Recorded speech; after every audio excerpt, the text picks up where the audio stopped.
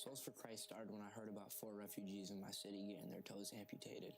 In Utica, where we live, it's one of the most populated places for refugees. Refugees are always getting overlooked in our city. As I was reading Matthew chapter 25, this verse hit me so hard, and it's changed my life forever. It was Jesus talking, and he said, "Truly, my brothers, as you did it to the least of these, you did it to me." And this hit me so hard because how we treat the least of these, the Bible says it's how we treat Jesus. And as we started to run out with this vision that God has given us to touch the least of these, touch the refugees in our city, we really began to see God move in a mighty way. And as we saw God move in a mighty way, we were just like, God, we want to have 100% assurance that this is from you. And so I talked to our creative director, and I said, listen, I feel like we need to stop this because I need to know if it's from God. Everything in life, I don't want to move anywhere if I'm not in God's will. And I was just like, I can't do this anymore. I'm done. That night, I went out to an event for our church. There was a guest speaker that I never knew, I never met in my whole life. And it was the last altar call. And he said, there's somebody in the crowd that is about to start a business to help the poor, that all the money is going to go to the poor. And they're going to change their city. God is going to establish you. In 1 year, you'll never believe where you're going to be. And he started telling me my very own thoughts. At this point, I knew it was from God. I just broke down and started to weep. And from there, we started to really believe to see God move. And God has did stuff that we can't even believe. We've given away thousands of shoes to the Dominican, to wherever we can, and we begin to see God move in such a mighty way. As we started to develop this more, we started to realize that it wasn't just refugees, but there was all different types of kids in school that don't have shoes. We've heard so many stories where kids had holes in their shoes. They were embarrassed to come to school, and we were able to give shoes to them.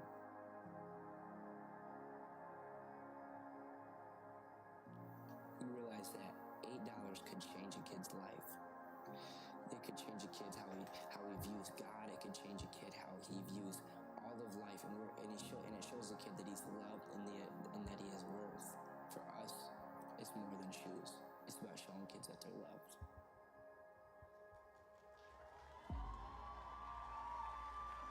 Yeah. All right, guys. That was pretty awesome, wasn't it? Pretty amazing what these guys are doing. I want to introduce them. I'm just going to do it, and then we'll talk about you guys in a second. This is my friend Matthew. What's your middle name, Matt?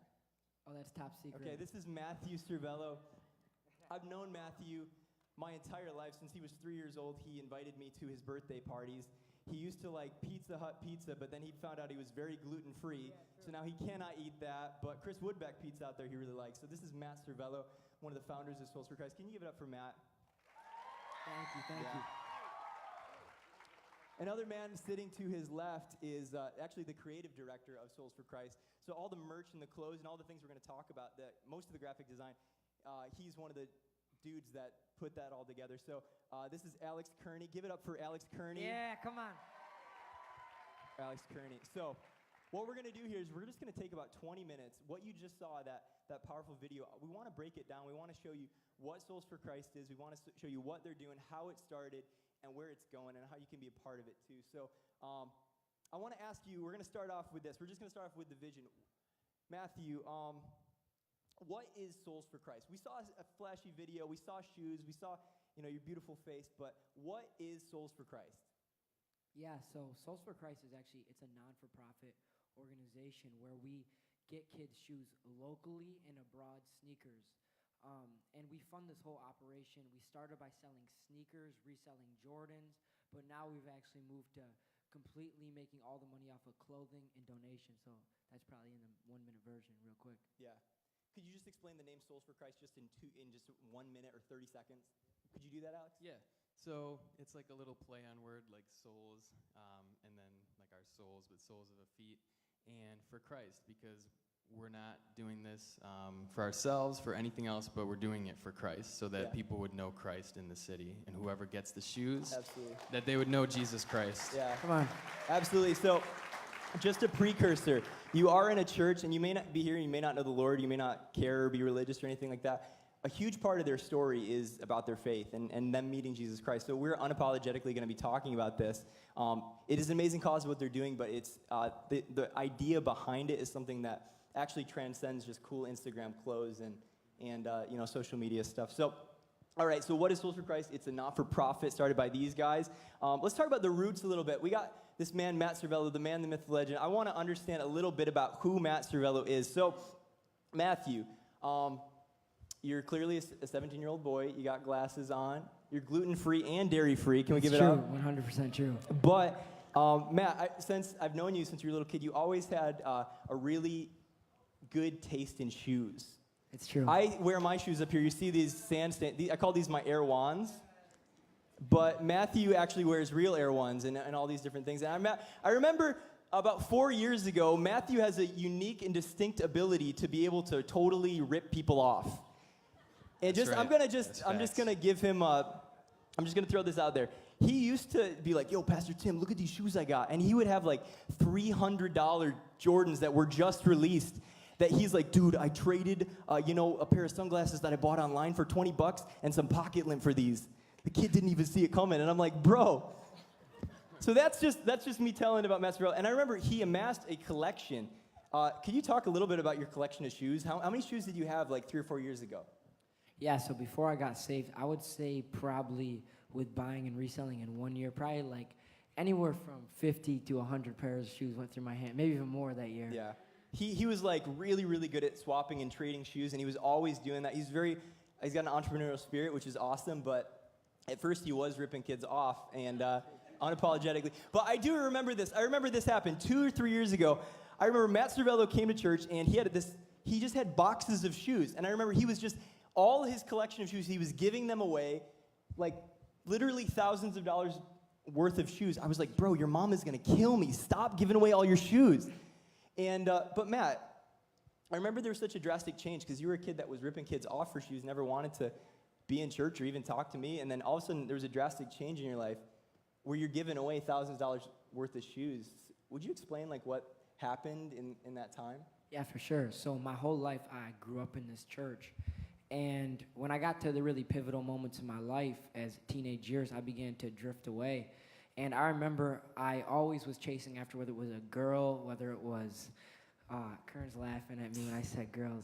Hey, so whether if it was girls, whether if it was a starting position on the sports team, whether it was the shoes. And I remember it was one time I felt like everything that I wanted in my life, I had. I had the shoes I wanted. I finally got the girl I wanted. And I had the starting position on my sports team. I was so happy, but something inside me said there has to be more to live than this. And I remember there was this emptiness, and I said, God, if this is all that there is to live for, I don't want to live this life.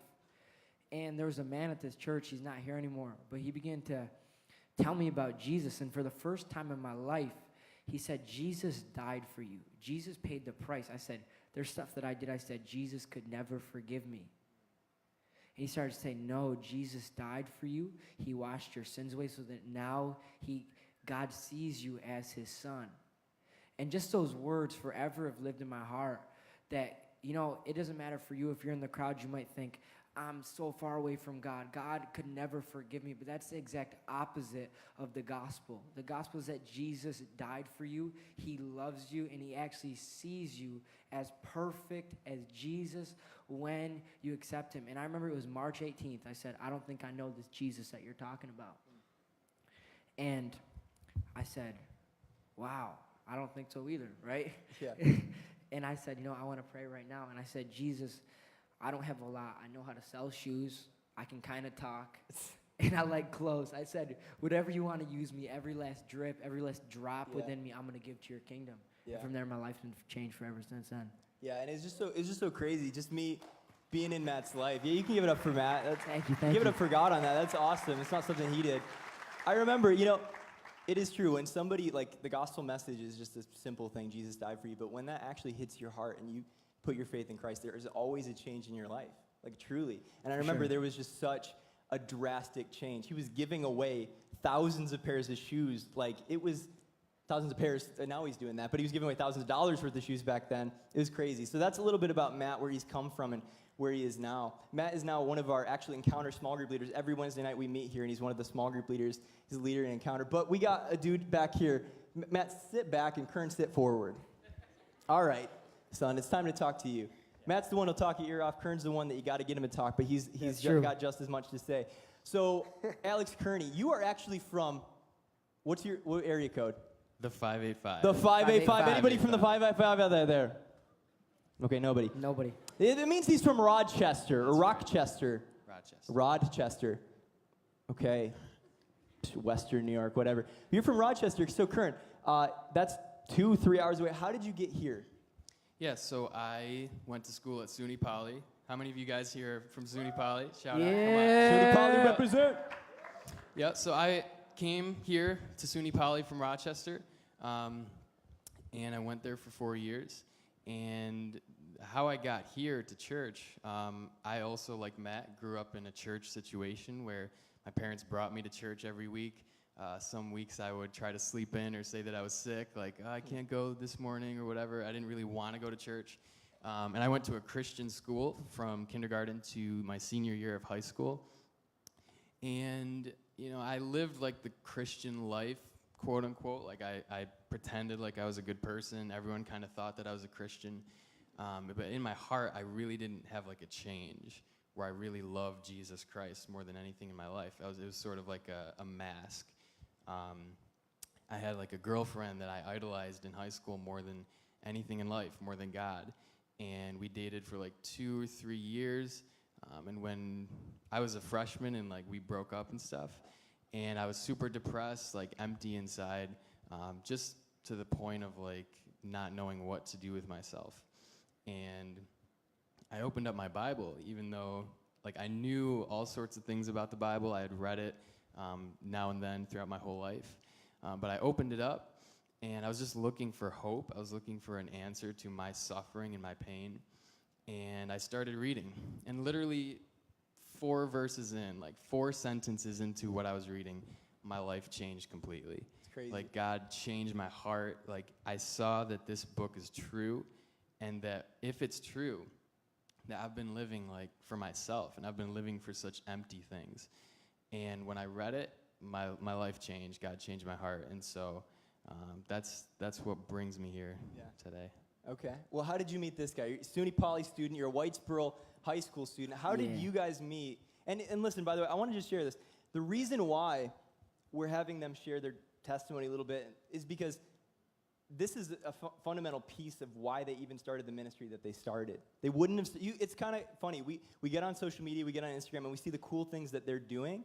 But unless you understand the backstory, you're not going to understand even why they're doing it or what the motivation is. So, Kern, how did you meet this guy right here? So once I got saved, for a month, like I didn't go to any church at all. I was just kind of like in limbo, I guess.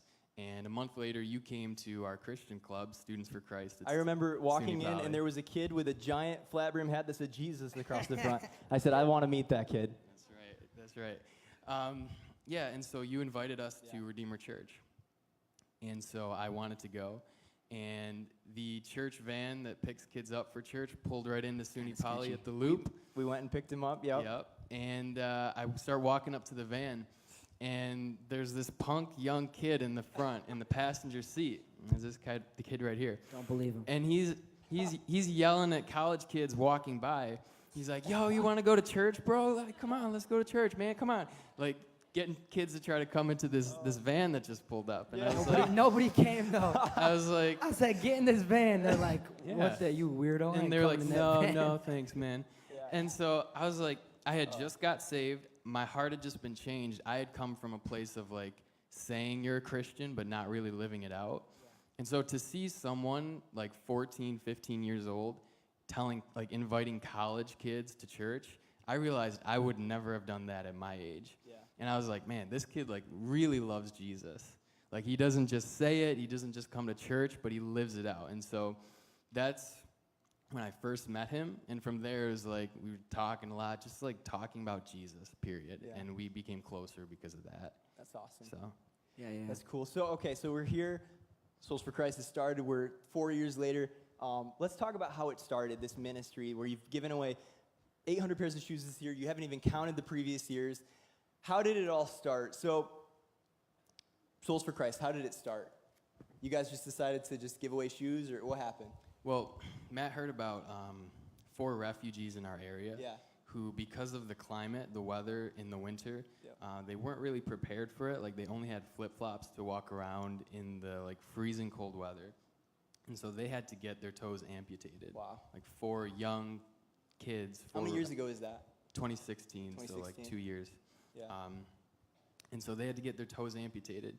And because of that, there's a passion grew to where we were like, that shouldn't happen. So, like, there shouldn't be kids who don't have good enough shoes when we might have like 10 pairs in of our shoes. city, in America. Right here in Utica, crazy. yeah. Down our street. Yeah, and so we wanted to start something where we answered that need that people have. So it started, Matt Servello is good at trading shoes, buying and selling, but it did not start with shoes. I know that eventually you did start trading shoes and you amassed a collection, and if you look at soulsforchrist.com, they're actually selling many of those shoes. All the proceeds go toward this cause, but it started in a different way. A little bit, it was kind of a meek beginnings. Would you explain the beginnings? Yeah, so I'm a broke college kid, and I was a broke college kid. Kern, you're not in college anymore, but you're... Well, yeah. Okay, yeah. I was a Oh broke my, college shots kid. fired. Oh, yeah. Shots are 2 fired. years ago. Yeah. Totally broke. I had like $37 in my bank account. Yeah. And so we were like, how do we get Souls for Christ out there? Like, how Yeah. do we get money for this? And so we thought of wristbands. And so we made some ugly wristbands. Yep. I spent my $37 and we started selling. I think we got like 200 out of that. Yeah. He finds the deals online. And so we started selling those for like $1 each, I think. Yeah. $2 each. Yeah, okay. Yeah, I remember And they had so- old Air Force Ones on it, right? Yeah, it was- Those were ugly. Yeah, they were ugly. It's okay. And Oh so, my gosh. yeah, so we started selling those, and it started picking up, and people Sick. became aware of what we're doing. So you started to raise capital. You started to, like, this is where the business side comes in. Yeah. It's really interesting that people like to hear about. A lot of the business mind is Matt. He knows how to take It's not $20 true. and turn it into $300, and that's what happened. They sold those things, and but it started to develop. So you had sold all your shoes at that point, but I remember you started to collect shoes again, but not ripping kids off. You're just getting like good deals on them. So tell me about the shoes. How did that develop? Yeah, so I also did not have any money. Alex had $37 in his bank account, and I said, bro, let's buy wristbands. He's like, bro, I have to eat. I'm like, bro, sacrifice it for a week. Don't eat. Give me the 37. Bro, he had those Wildcat dollars. We don't have to worry. And he ate like pizza bites that whole week. So we took that $37. What we did is we actually took that $200, bought a pair of shoes, resold it, bought another pair of shoes, resold it Matt, until... could you tell them like what kind of shoes you're buying and selling to? Yeah, so we were selling like Jordans, we had Yeezys, we had any shoes that had a resellable value, we were selling. Yeah. I don't know if everybody in the crowd understands, like, the market for shoes is crazy. People will release them for $200, you go get them, and you can sell them for like $1,000, right? So, Yeah, so if a pair of shoes releases that is hot in the market, it might release for $220. But the resale value could be $800 by the next morning. It could be $3,000 by the next morning. So it all depends how you play your cards in the sneaker game. It's one of the actually biggest industries in the world right now. yeah. So I remember it started with buying and trading shoes and all that kind of stuff. And you would sell you'd get shoes, really expensive ones. You'd sell them. You'd get $300, and you'd use it to buy shoes for kids. But recently, in the past year to 2 years, you guys have transitioned away from shoes. They're still selling them on their website. If you want to buy a pair of shoes, you can check that out. But you transitioned to another way to make money for this ministry, and you've gotten into clothing. You've gotten into merch, and really, really cool clothes, by the way. Could you explain how that happened, how you have designed them, like where you got the idea for that? Yeah, so we're just like, let's just test the waters. We love clothes. I love fashion. So I'm like, let's just test it. And so we end up saying, we're just going to do one shirt. And it was horrible, man. I don't even want to, please don't put pictures up. It was so bad. And I was like, this is not going to work. Yeah.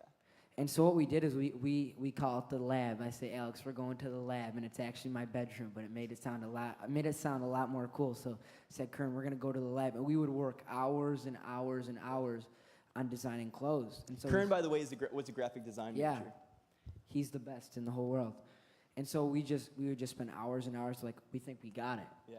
And so we actually released our collection on March 18th, the day I gave my life to Jesus. And from March 18th, it took 3 weeks, and it was called the least of these collection. Our whole least of these collections sold out. And we actually have some of the least of these collections out in the lobby that we're selling. It's just like loose stuff that we found here and there. It might be like 15 shirts left, but if you want that, there's going to be no other way. We're never going to make it again. Yeah. Go up there. We're taking donations. Go get our clothes. Yeah, some of the hoodies that these guys are wearing, you can see that they got that. But also, we got some photos. Would you put some of those photos of the least of these line up there? Kern, would you explain, like, it says, there's a sick thing on there. It's got the Matthew 25, and it's got some words on the back. If you're up at the booth, can you just keep switching through photos? Would you explain what the least of these lines is really quick? Yeah, so the theme of it, I guess, is what we're doing is we're trying to reach out to the most vulnerable people in our city, the people who are considered, maybe not everyone thinks of them when they're trying to reach out to people or whatever. And so there are people in the city, in our society, who are struggling, who are considered like the least of these.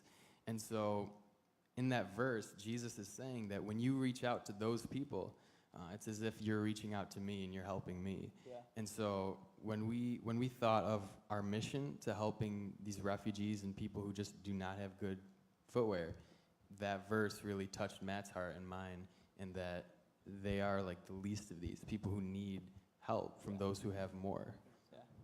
Yeah, I love it, because these are dudes that believe in God's love for them and have been saved, but they don't just talk about it, they do it. They're living it in our community, which is really cool. Another thing that's really cool is, yes, they make merch and stuff, but they don't just send away to some random company. They actually invested that money from the shoes, $700-800, into a printing press, and they have made, the reason they're able to sell their shirts and actually make money is they hand make, with a press, all of their clothing, which is really, really sick. We're going to talk about some stuff in a second here, how that's progressed too. But Matt, you guys see there's some really, really cool photos up there. And would you explain how Instagram, does anyone have Instagram out there? Holla at your boy, come on. Okay, yeah. Is that not cool anymore? Dang, I'm not cool anymore. Holla at your girl, whatever. Would you explain how Instagram has been a pivotal thing for you to make connections with people and for you to get your Souls for Christ message out? I think we just posted our stuff, and we don't have the best business mind, we don't have the best ideas, but we'd seen from the beginning God's hand is on what we're doing, and we just begin to post stuff. Huge people with accounts just would repost it, then we would get a DM, hey, I want to get behind what you're doing. Corey, someone shouted us out. Corey, who just rapped, actually found us from somebody shout us out, and this is actually one of my greatest friends now. Yeah. And Corey's from Maryland, by the way. Yeah. So they've connected with Christian rappers. They connected with people, basketball players. Actually, who is the basketball player you just connected with? Am I allowed to say that? We can't say You can't say it? Actually, one of the top high school basketball recruits in the nation just connected with Matt. He's making a lot of connections. Matt, don't get him wrong, he does have a pretty good business mind for a 17-year-old kid. So Instagram has been pivotal. So the merch, the shoes, it's really bling, it's really beautiful, but let's talk about the cause for a second. I know at first you wanted to give out shoes, and there were the kids that lost their toes, but what impact have you made in our community? How many pairs of shoes have you given away? What has the vision of making money, what has it done to be able to give shoes to people in our community? How many shoes have you said we've given out? We've given out around 800 this year. This year?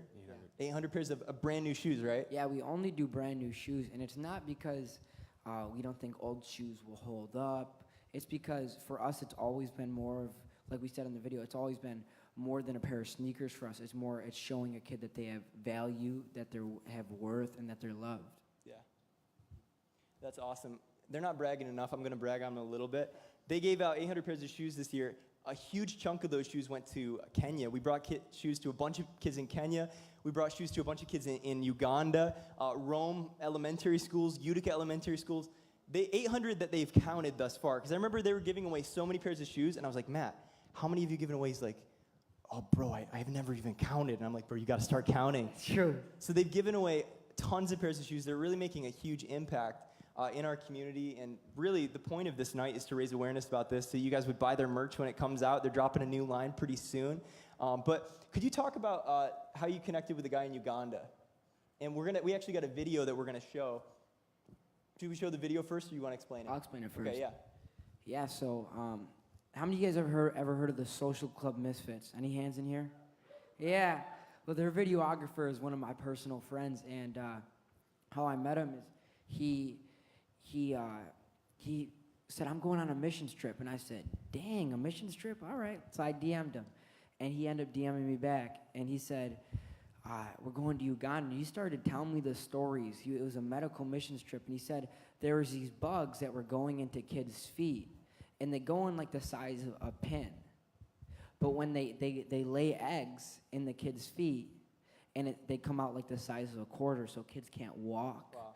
Kids can't go to school. So like when we give a kid a pair of shoes, it's also an education. It's also it's getting kids to school. So I'm like, listen, let's do this. I want to make a difference in Uganda. So we sent the shoes, and we're hoping for the best. And the guy calls me after. He says, Matt, you have no idea. He said the pastor at the orphanage down there prayed and prayed and prayed and prayed for months for shoes, and nothing. We didn't get any, and they said we have to, because what they have for outside is they only have blacktop for their playground, so they haven't been able to go play outside for months. And they prayed, and the pastor had just given up. He said, I'm done. We can't afford it. God, I don't think you're going to provide. And that week, the shoes came in, and every single kid in the orphanage got shoes, and there was more left over for future kids coming in. That's crazy. That's crazy. Show the video. Yeah, now actually we have a video that the videographer made from Uganda, so let's just check that out.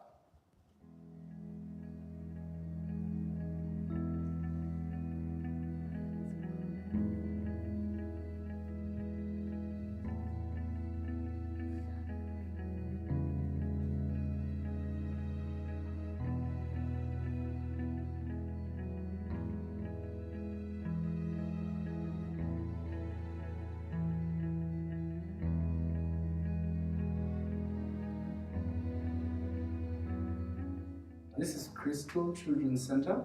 We have received shoes from Souls of Christ, and I can say that we are very happy, we are excited. At the same time, we are humbled by it.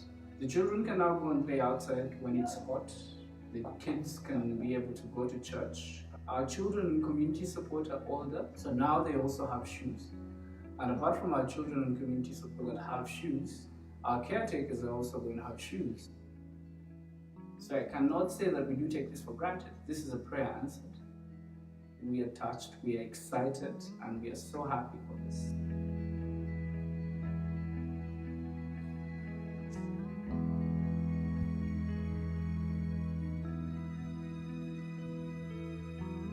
That's awesome. That's awesome. That was awesome. At the end of that video, you saw the website link, www.soulsforchrist.com. On that website, you can check their next merch line that's going to drop. You can check out more things about their vision and the shoes that they're going to sell. Really quick here, we're going to go eat food in literally 5 minutes, but I want to hear what's in store. We talked about who you are. We talked about where it came from, but I want to talk about what is in the future for Souls for Christ. I know you have some awesome stuff. So here we go. I want you to tell us about your new print shop. Some of the doors that God has opened for you guys. Really quick. Yeah, totally. So there's a verse in Ephesians chapter 3, and it talks about God being able to do far more abundantly than we could ever imagine. And I can sometimes think this guy has the best imagination in the world and has really good, he dreams, and God's taken it past our imagination. And what happened was we were printing on this one printer, and it was like a heat press. And man, it would get hot in that room, like 150 degrees. I had a couple heat strokes. It was bad, right? And so what happened was could you put actually that picture up where we're actually looking through the shoes in a room? They're going to put it up. Yeah, so this room is actually one of our best friend's room that does Souls for Christ. So his name is Bat Poe. He's a legend. Hey, give it up for him. Shout out Beppo. We also shout out Bat Pope. Shout out Antonio Cooper. Shout out. Shout out. Yeah, give it up. And Nick Urshilla, I know he's not here. We have so many others. Yeah. So Matt, tell him about the new print shop. Yeah. So what happened was we were giving away so many pairs of shoes that this room had completely taken up with space. We couldn't walk through it. We didn't know what to do, and we had no money. And so what we did is we started to believe God for an office, for a building. We'd get on our knees and say, God, you've taken us this far. We know that you're going to provide. And maybe 2 weeks later, this businessman in the church says, I think I got something for you. And he wrote us a $2,500 check. He said, I got it. And he gave us a whole office space. He bought us an office space. And not only did he do that, we needed new print equipment. And I didn't want to tell the guys because I don't want them to get discouraged, but I was praying, God, we cannot do anything else, and this is not going to last. Yeah. And I didn't want to get them discouraged. No one knew, and I just prayed, but God knew. The next week, the same businessman went out and bought out an entire screen printing professional shop. We now have about a $15,000 to $20,000 setup where we can produce our clothes. Yeah, come on, give it up for that. That's awesome. So you got your shop. I know that you're doing some awesome stuff. Would you talk about the Elliott line? So you had the least of these line, but you're coming out with a new line called the Elliott line. Would you explain a little bit of the thought behind that really quick, and when is it going to drop? Yeah, so the drop date is we can't say it yet. All right. But it's all based off of this man. His name was Jim Elliott. And he gave his life to something that people thought he was foolish. He'd lost his life. And he said this quote, he is no fool who gives what he cannot keep to gain what he cannot lose. And we've heard everything doing this process. You're foolish. This will never work out. You're an idiot. You shouldn't be doing this, Matt. You really think you can do this?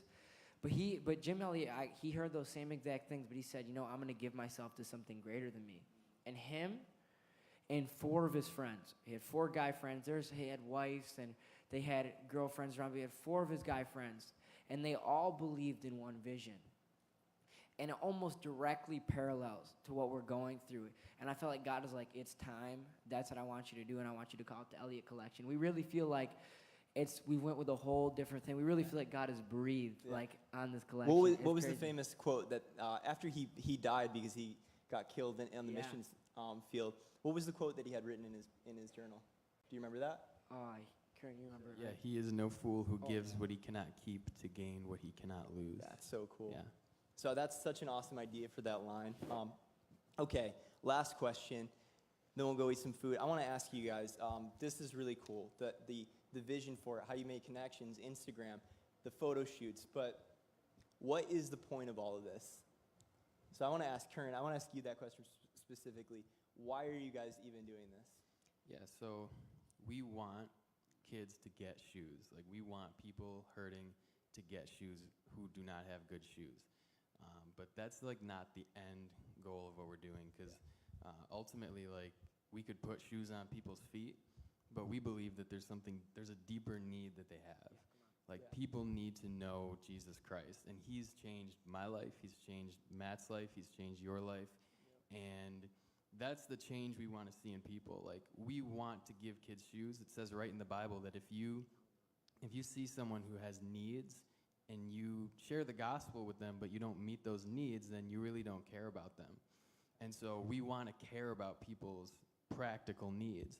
But at the same time, we want more to meet the spiritual needs, and that's by sharing the gospel. So we do this to glorify God, to make his name known, to make Jesus' name known in this city and wherever these shoes go.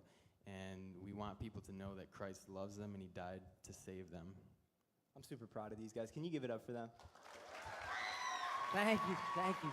I'm super proud of them because it's funny because we were sitting down talking through this interview, and I was like, okay, Kern, this is what you're going to say. I remember your girlfriend broke up with you, and you were reading your Bible. And then, Matt, I remember you had shoes. I was literally telling them their testimonies to tell, because it's so cool, because I've gotten to be in these guys' lives, and literally every single piece of their testimonies, it's just been cool, because I'm not just one of their friends, I'm their pastor.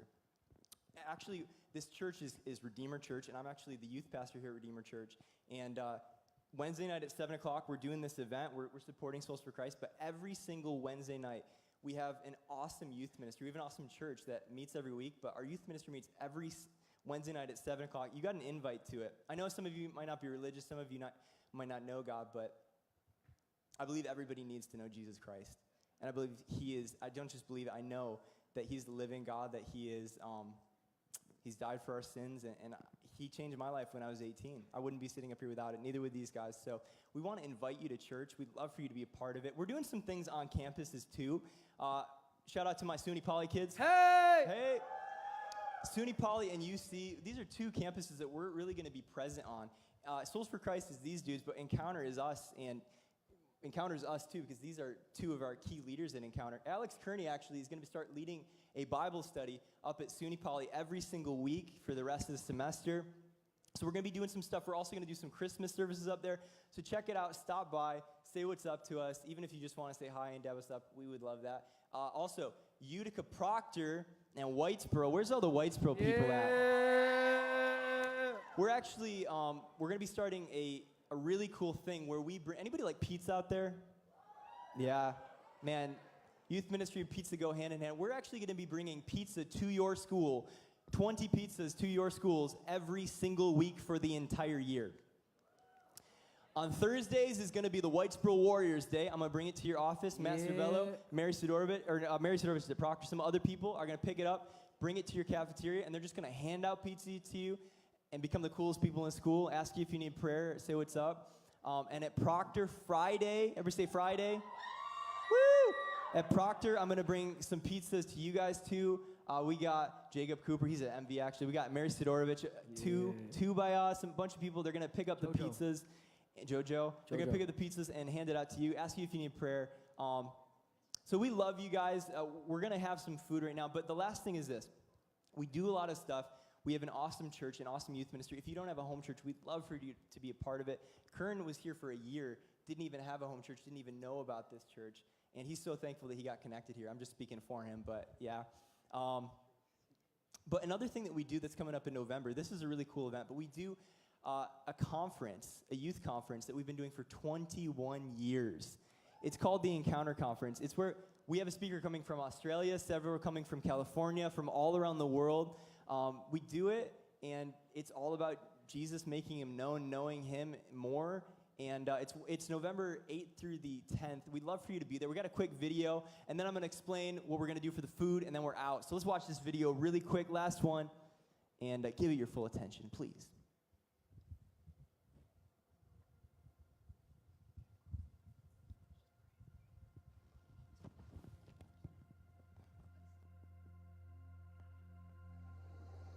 You don't have to know a lot of things in order to make a huge difference for the Lord in the world.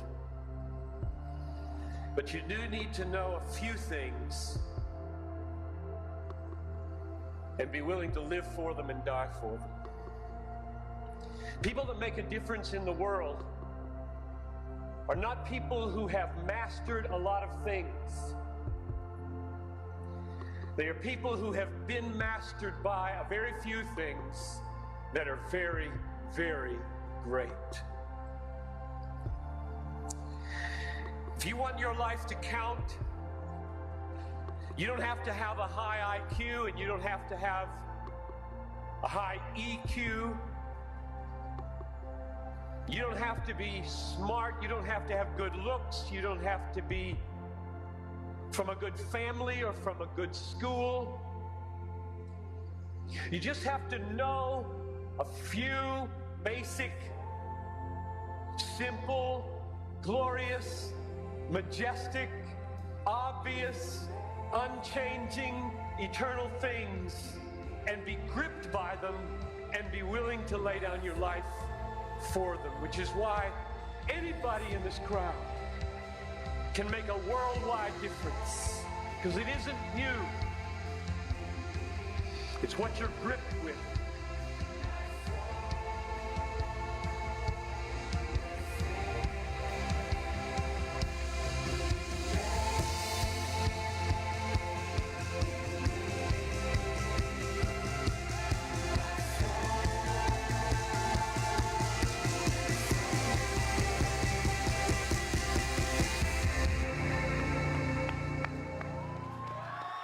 can go to theencounterconference.com to get signed up for that, or we have Encounter next Wednesday night at 7 o'clock. We'd love to invite you. We'll buy you Taco Bell afterwards, I promise you. So here's the deal. We're going to head out, but stay sitting for 1 second. Hey, if you want to meet any of us, we'd love to meet you, shake your hand, say what's up. We're going to be mingling with you guys out there. If you guys want to give money tonight or buy a T-shirt, they have their merch booth set up out there selling the least of these line. Check out Instagram, Souls for Christ, to check for the new drop of the new line. But we love you guys. We really care about you guys. We love seeing you guys out. And make sure you bring your meal ticket, and let's go eat some free food. God bless you guys.